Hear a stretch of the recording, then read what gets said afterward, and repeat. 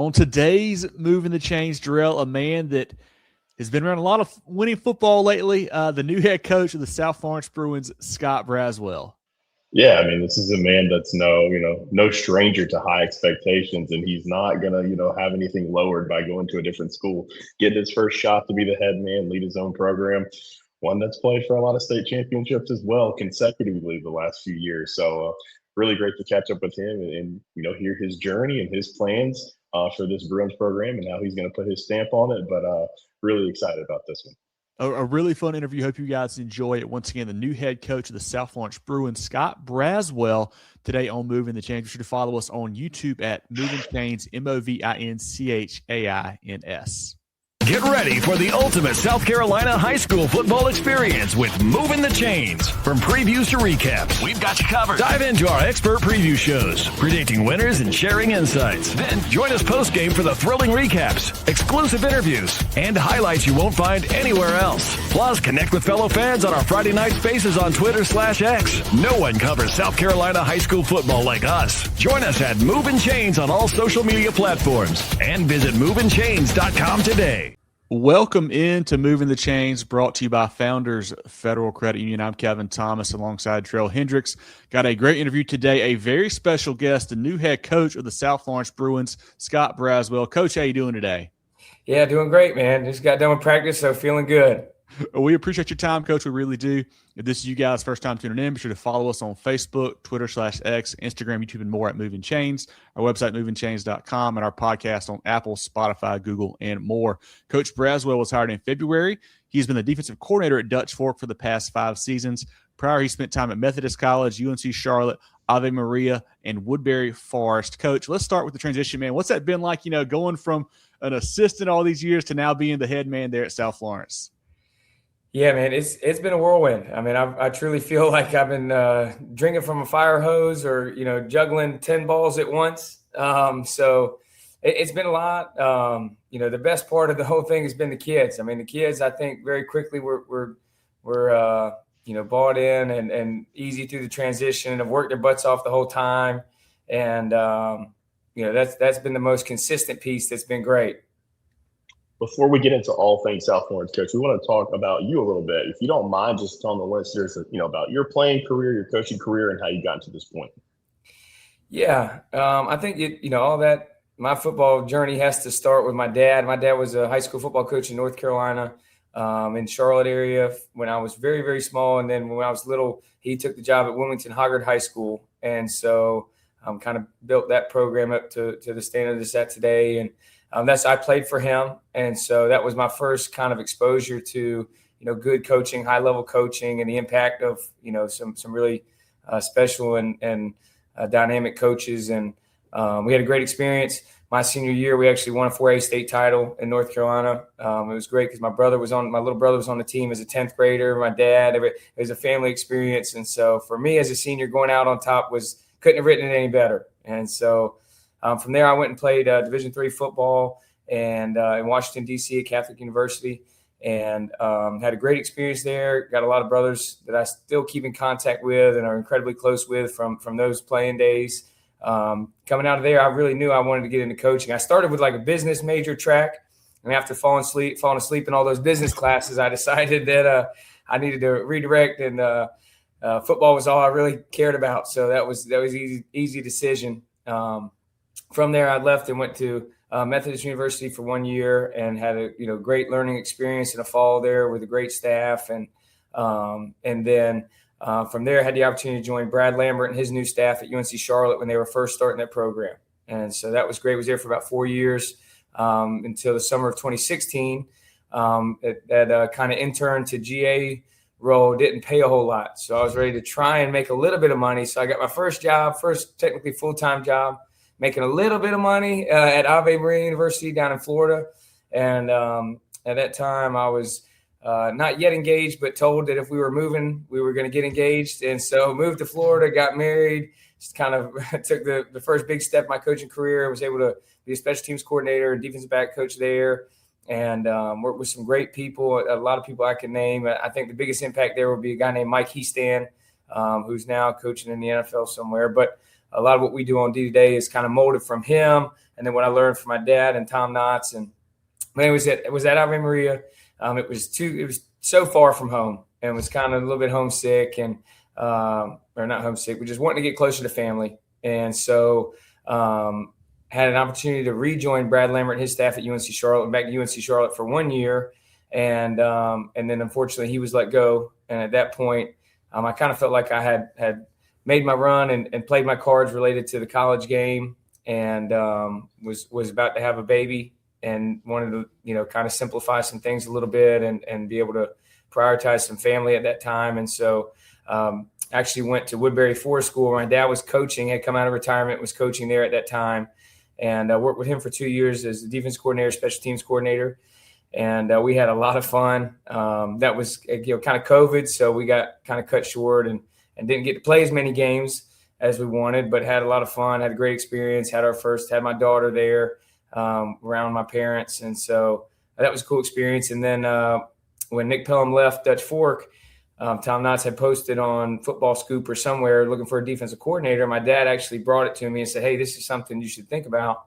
And so I reached out to Coach Knotts, and he and my dad had worked together and known each other from the Charlotte years early on. And so I got an interview, went down, met with Coach Knotts, interviewed, was able to get that job. And then, was there for 5 years until this February. So that's kind of the full backstory. Well, Coach, as you know, it's really important, especially for a first-time head coach, getting that staff filled out around you. How is that shaping up? Do you have some openings still, or who are some guys you might want to shout out that you brought onto that South Florence staff this year? Yeah. Obviously with the success that South Florence has had and the great job that, Drew Morlow and Cannon Jordan and those guys had done here previously, one of the benefits I thought of this job was, the staff that was in place. And then, I can't fault those guys. A lot of those guys decided to go join Drew and went other places. And so had a lot of holes to fill. And so, that was kind of a big piece for me kind of through the month of March and kind of even going into April and get ready for spring ball of trying to get that staff set. And now I feel really great about the staff that we've got. On the defensive side, I brought Neil Boozer with me, who was with me at Dutch Fork for 3 years.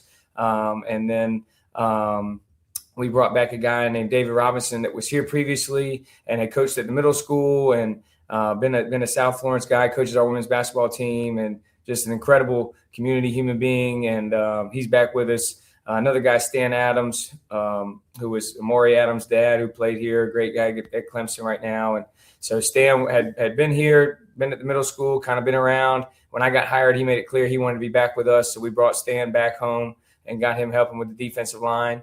Also with the defensive line, we've got Troy Biddy, who is, been here. I went to school here, and then I think been here his whole coaching career, even through all the staff turnover and changes. And he's been a great resource, and actually we're neighbors now. So if I got any problems, I just walk down the street and talk to him about D-line play. But that's great. And then we were able to bring on late a guy named Sam Montgomery to coach our linebackers. Sam, big name guy, played at LSU, All-American, NFL, all that. So his energy and his passion and his intensity on the field has been unbelievable. It's been great. On the dog days of summer where everybody's dragging a little bit, he's always there to pick the tempo up. But the first offensive hire I made was actually my dad. Again, now him being back kind of in semi-retirement, when I got hired, I knew that he would want to come and try and help. And initially I kind of pictured that being a little bit of a minor role. And then it turns out that with some of the staff turnover and things, he's coaching our offensive line. So we've got, great experience and a great human being there coaching our offensive line. The next, I think probably hire that I made on offense was our offensive coordinator, a guy named Patrick Kuhn, who was at River Bluff with Perry Parks and with Blair Hart. And then before that was with Perry Woolbright at Lexington, and a guy that has a youth ministry background that we had kind of become buddies and kept in touch and done a lot of things. And I just knew he was in it for the right reasons and felt like he had a really good, strong background, great work ethic, and all that has proved true. And so he's been a phenomenal hire. Then we've got a guy named Adam Rice, who is kind of in the Asheville area, North Carolina, from Hendersonville, and was at Lugoff and Keenan and some other places like that. But another guy that's got a really great depth of knowledge on the offensive side of the ball. And, it kind of hired him to fill some holes. And then, he got here and just clicked and he's worked his butt off. And so he's going to do the special teams for us. And so that'll be, a great resource, great aid to me. Then a guy named John Gathings, who was on the interview panel that brought me in, and now is coaching the tight ends for us, but has been phenomenal. And he's kind of been, I would say, probably the biggest rock for me through this process, just because he's been a team guy. And with all the staff turnover, he's come to me and said, hey, whatever the team needs, whatever the staff needs, I'm willing to do it. And he had coached quarterbacks last year, coached some offensive line previously. And so his team attitude is one that I hope is passed on to our players, just how great he's been. So then we've also got Michael McManus, who has been around from Marlboro County, helping out with our wide receivers. We've got Hassan Wilson, who was a former player here from South that went and was running back at UNC Charlotte, and I think finished up maybe at UTEP, but just fresh out of his playing career and got a lot of passion for the running back position. He's been a great addition. And then, I think that's everybody. So, but we're just, again, an incredible group of guys, and a group of guys that on our, coaches group text, it's when it's business, it's business, but when it's not, we have a good time, and everybody's, chipping in and picking on each other and doing different stuff. So it's quite enjoyable to be around these guys and be a part of it. Coach, you mentioned Coach Marlowe, and the brand of football the last 6 years has been to a high standard. We know what we were going to get. Hard-nosed defense, really tough in the run game. But you mentioning the staff turnover there, it seems like there's going to be some adjustments. If you don't mind, kind of letting us know, what are your plans for the offense and defense, and will you continue to call plays and run that D? Yeah, coming in, I felt good because I felt like the big hurdle was going to be on the defensive side with me installing kind of a lot of what we did at Dutch Fork. And so I felt good about that because I felt like I was up for the challenge. And then as that staff continued to turn over, I realized that we were going to have a whole new offensive system as well. And so at that point, I felt like defensively we had a leg up because I was able to be here since I got hired and be kind of in the guys' ears about, talking a little techniques, talking some calls, talking some ball and stuff like that. And so then I felt like defense had a leg up and offense had to catch up. And but Coach Kuhn has done an incredible job of coming in. I think we've got an incredibly special quarterback this year, Derek Davis, who's, he's 6'4", right now I think he's about 225, and he can run and he can sling it and he can do a lot of things. And his progress throughout the spring and into the summer has been exponential growth. I mean, it's been great. And he's one of the kids that you can't help but to pull for him. And he stays after practice an hour and a half watching film and going through his reads and going through the playbook and being in, Coach Kuhn's hip pocket and really being kind of our surrogate offensive coordinator on the field. And so I've been just incredibly encouraged by some of the growth that we've had, not just from him, but a lot of players through the spring into the summer that, where early on things felt a little shaky, but I think we've kind of, worked out a lot of those bugs from early on and getting into a good place now, both offensively and defensively. Coach, you mentioned Derek Davis at the quarterback, but who are some other guys maybe that we should keep an eye out for on Fridays that you think could be big-time stars for the Bruins this year? Yeah, I think, traditionally, this program has hung their hat on running the football. I think we're going to, do the best that we can to stick to that tradition. I think we are not quite as strong in the offensive line as we have been previously. And so I think we're going to have to be a little bit more diverse to be successful on offense. And but that all starts with our running back, Cameron James. And he's kind of itty bitty. He's only about 5'6", 5'7", 165, 170 pounds, but he can straight up fly. He's got incredible feel and patience and vision. He's got a low center of gravity where he's kind of hard. You got to get your full body on him and wrap him up where he's not going down. And I'm really expecting for him to have an incredible year. And he's done a great job so far. And then we got to maximize the perimeter guys. I mean, we've got, Malik Robinson right now running at our X receiver who is a big, long, lanky, strong guy, catches the ball with his hands and kind of attacks the football, snatches it out of the air, does a great job. We've got DeMont Spears that's in that same kind of category of a big, long, lanky, strong guy. Almost, I don't want to label him as a possession receiver, but those guys kind of fit that mold of, I was growing up a Panthers fan, Musim Muhammad, catching the digs across the middle and all that. But And then another guy that I think is going to have an incredible fall is Mekhi Eady. Mekhi is a rising 10th grader, kind of a slot receiver, running back type guy, but he can straight up fly. And so a lot of what I've been, poking Coach CONA on this spring and this summer is like, hey, how are we getting that guy the ball? How are we trying to get that guy in space? How are we making sure that guy gets his touches? And so I'm really, expecting for him to have some incredibly dynamic highlights and make a bunch of plays for us this fall as well. The last guy that comes to mind, I think, is probably Isaac Ortiz. Isaac is a guy that is probably one of the most sure-handed guys that we've got. I mean, through all the 7-on-7s and stuff this summer, he's caught about everything. And in traffic, out of traffic, on contact, in the open, whatever it's been, and learned multiple positions in that receiving group, and just really done a great job. So those guys on the perimeter, and then obviously, the one I'm skipping there is Samaj Parker, Samaj was incredibly dynamic for the Bruins in the past. Coming off the double collarbone break last year, he has been very limited in what he's done with us. He has not been able to be a part of the 7-on-7s and things like that. And so we're very excited and anxious to get him cleared and get him, kind of back to full speed and in that first group, rotating and running routes and being a playmaker for us as well. So we got to maximize those guys on the outside and take some pressure off the guys in the box if we're going to be successful. I've done this before, but Coach, this may be a first. You really highlighted your offensive guys. Are there some defense that you want to kind of throw out there? Or are you still kind of, reluctant on shouting them out with that being your background? No, I'm good, man. We've had some great guys. I mean, I think the first guy I got to highlight is Zach Gordon. Zach was a guy that, to be honest with you, when I got here and started, I wasn't sure if Zach was going to be able to get the job done for us. He was just kind of wasn't sure of himself, didn't have a lot of experience, but he and Derek were probably two most improved that we had through the spring in terms of just taking coaching, taking individual periods and technique and fundamentals to the team periods and learning the scheme and again, being a leader. And so he's a guy that at first I was a little nervous about, but now has really come on so strong that he's kind of the leader of our group right now. And he's going to have to be the guy that's, making the calls and making the plays and holding us down on defense. And so now he's on the right path for that.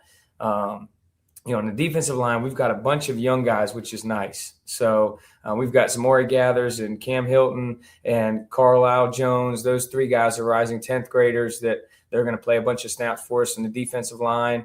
Jaden Thompson, who's if you look at him, he looks more like an outside linebacker. And, in Cannon Jordan's 3-4 stuff, he probably was that boundary bandit or whatever. And but he's playing, 5 technique for us. And he's slight, but he's strong enough to hold his own at the line of scrimmage. And at the same time, he is so fast coming off the edge. I mean, he can kind of, surf in the, during the mesh period of the quarterback running back, and then he can run both of them down. And so he's been a guy that's been a problem, especially for our offense this spring and summer.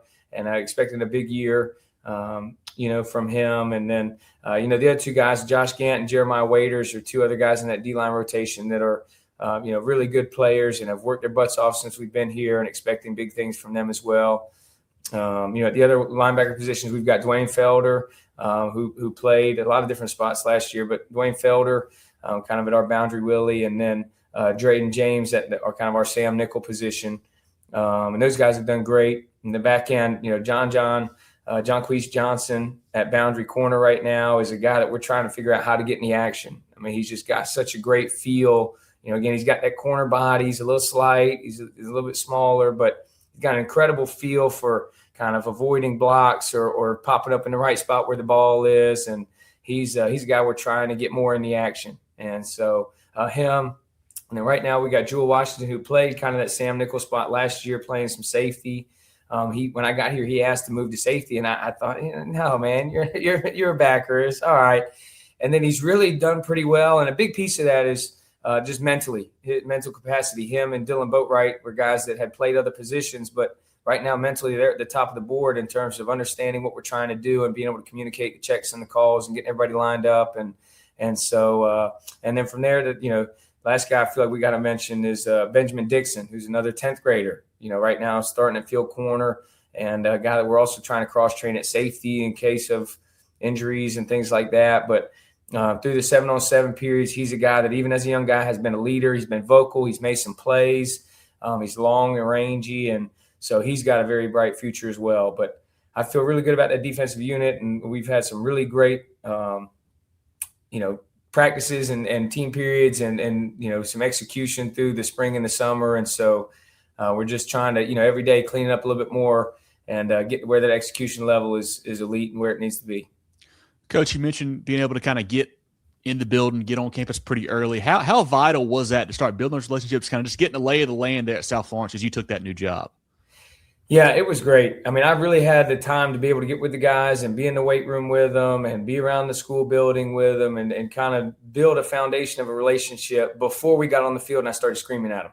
I feel like that's always the hardest thing is, day one you show up and you start screaming at people and then, they're a little defensive and you don't have that kind of foundation of a relationship and you just don't have much to pull from. So being able to get here and get that relationship piece in and, kind of build the foundation of kind of the preaching and coaching and standards and culture and all those types of things.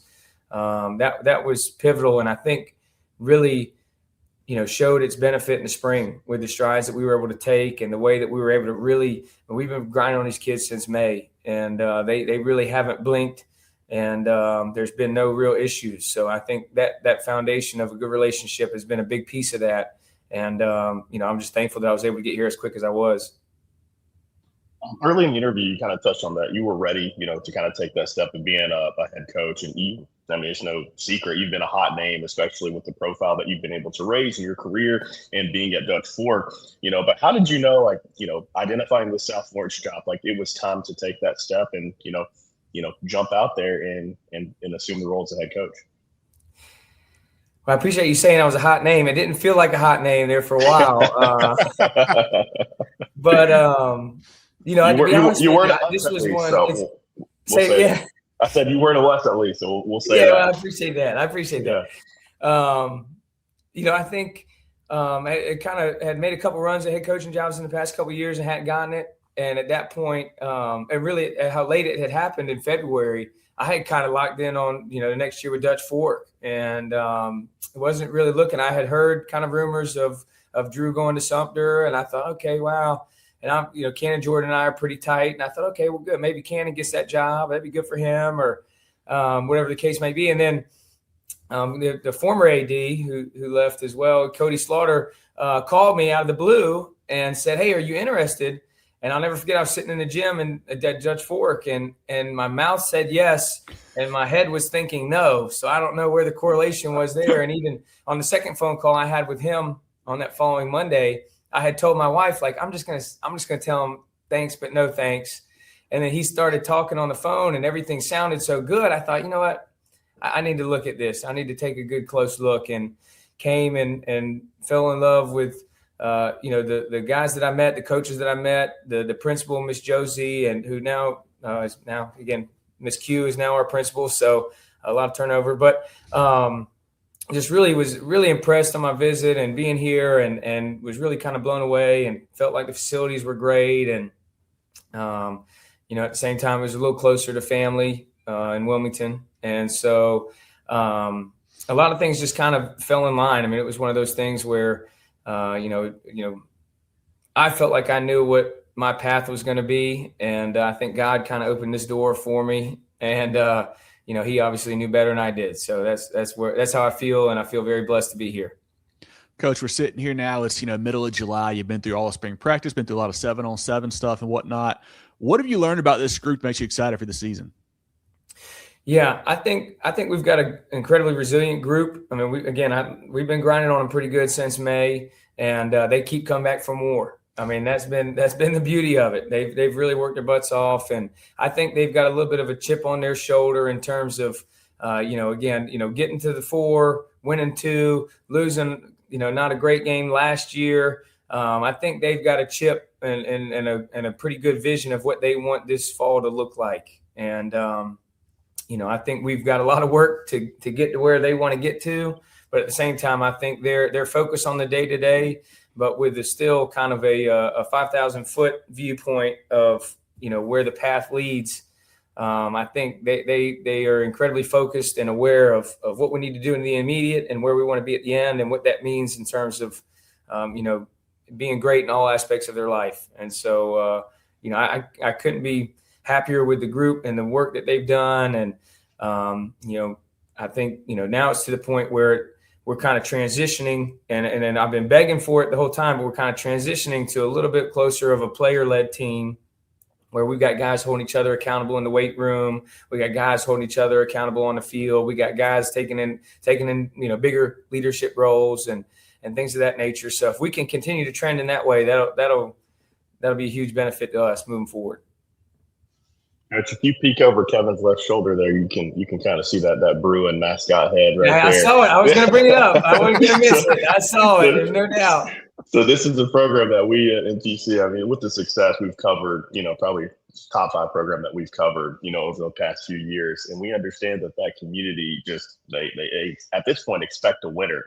How have they embraced you and supported your family as you transition to the head coach there? Yeah, I think, one thing coming into it, I always envisioned going to become a head coach at a losing program and then, grinding it out and building a winner. And that was kind of what I thought was going to be the trend. And then this one came along and it wasn't quite that mold. But, I think there, I feel like the success that we had at Dutch Fork and again, credit to Tom Knotts and the staff that we had there, but the incredible success we had at Dutch Fork, I think gave me some credibility coming in the door the first time. And so I think at that point, it was easy for me to kind of grab their attention and to kind of begin to preach and begin to kind of try and, there was no culture deficiency, but maybe a culture shift in terms of just something a little different. So I think, I think I had credibility coming in the door, coming from Dutch Fork and what we've been able to do over the past 4 or 5 years there.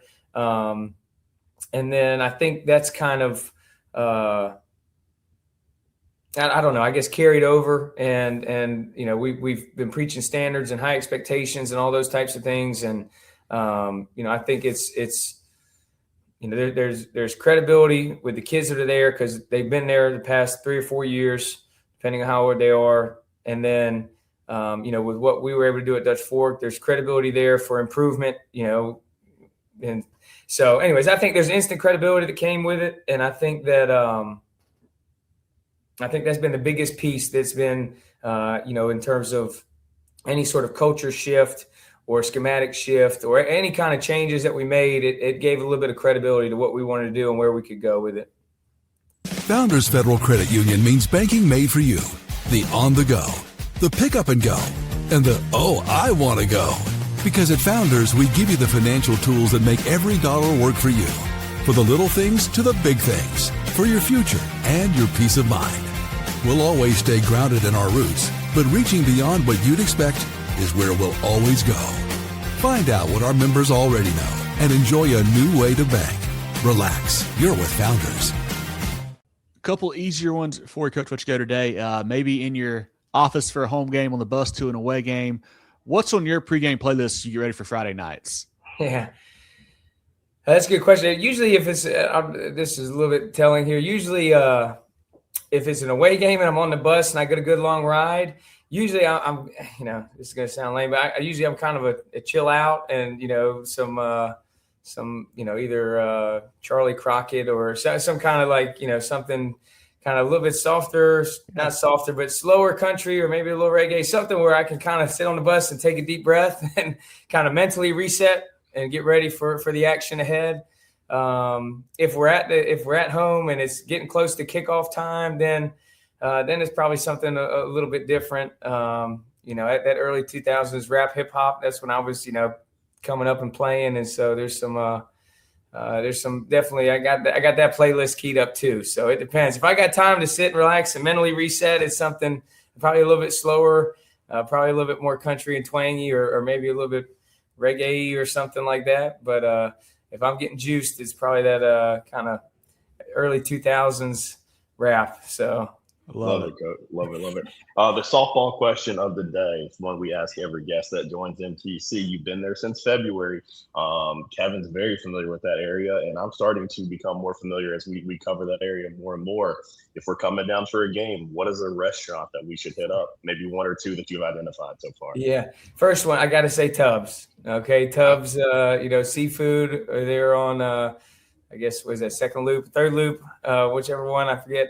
Second loop, that's kind of our family favorite. Even my kids will go in there and eat, 100, fried shrimp or whatever it is. And so usually if it's like default, nothing in the fridge, we got to find, okay, we're going to Tubbs. That's kind of our first one. And then, I don't know, how much you guys get along. Our date night is King Hefe downtown. Great so spot. What kind of vibes you guys are going for, but that's kind of our date night spot where we go, and it's Mexican, but they also have sushi, which I hadn't quite figured that out yet. So I stick with the Mexican half of the menu, but it's a really cool place and fun to go. So those are probably the two that I got to recommend first.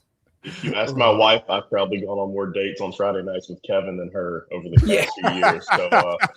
So yeah, sounds like a good spot. I've been talking my wife into going on a couple recently because once it gets to August, we don't spend any money. It's like groceries and gas, and that's it. We ain't going anywhere. We're not doing anything. It's football season. That's it. So that's our saving period. King Hefe is a great spot, Coach. That was a good pull there. That's a good one. That's a good one, man. But last one, what are some goals you guys have set for the 2026 season for the Bruins? Yeah, I think what we've tried to do is preach to the kids about we have different mini seasons within the season. We've got kind of our scrimmages and our non-region schedule. We've got our region schedule, and then we're going into postseason. And so what we've really talked about is trying to win each segment, win each season, get better in each season, beginning with, kind of, again, those scrimmages and then the non-region schedule. And we've got a little bit of a tough region schedule. And so, really trying to frame it. Let's focus on these. Let's go. Let's compete. Let's do the best that we can. If we take a lump or two in that non-region schedule, the world is not ending. We can still, we can still do everything we want to do. But, our goal is to kind of, by the time that we hit that region schedule, be clicking on all cylinders, hopefully have everybody healthy and, really do the best that we can to dominate that region schedule and build some momentum going into kind of that playoff season. I think, and one thing for Tom Knotts, it was never – we always talked about state championships. And so with this program's history, I don't feel like that's that far of a reach for us to address it. We try not to focus on that, and we try not to expect that. We try not to take it for granted. But at the same time, I think we want to have a little bit of a long further viewpoint of where we want to be at the end of the day so that, we have an idea what our ultimate goal is. And right now that's to be there. We want to be there. So, but trying to focus on each kind of segment of the season and making sure we're winning that segment, making sure we're clicking on all cylinders by the time we get to region, trying to dominate that region schedule and then get in the postseason and make some noise. So that's kind of where our focus is right now. And again, Tom Knotts was never scared about talking about playing for state championships. So, we're kind of following that model here, but I think here we have a good lens of we got a lot of work to do before then. There's no doubt about that. We got a long way to go. Well, this has been great. I want everyone to go follow Coach Braswell and the Bruins program on social media. They do a great job updating things on their program and their kids. Certainly check them out on there. Like I mentioned, follow us on all social media, our website, movinchange.com, and our podcast on Apple, Spotify, Google, and more. Moving the Change is brought to you by Founders Federal Credit Union. Jerel, any else for Coach? Let him go today. Well, first of all, Coach, I want to thank you for your time and joining us. We know this is very pivotal, in preparation for the season. You guys about to head into fall camp and everything that goes on with that. Just want to let you know we're big fans of yours, and we're definitely rooting for your success. And, what an opportunity for you to lead this program. This is one that's, personally, it's special to me. I remember dragging my wife down there about 5 years ago because I had to go see this quarterback named Lenore Sellers play. And they did not disappoint that night against South Point. So, we know that's a rabid fan base that is expecting a winner, and we know you can provide that. And again, just congratulations and good luck this year. And I appreciate it, man. It's been a blast being on here, and I just appreciate you guys for all you do for high school sports and the media that you produce. And it's you guys are a joy to be a part of and to follow. And I appreciate you guys and all your work.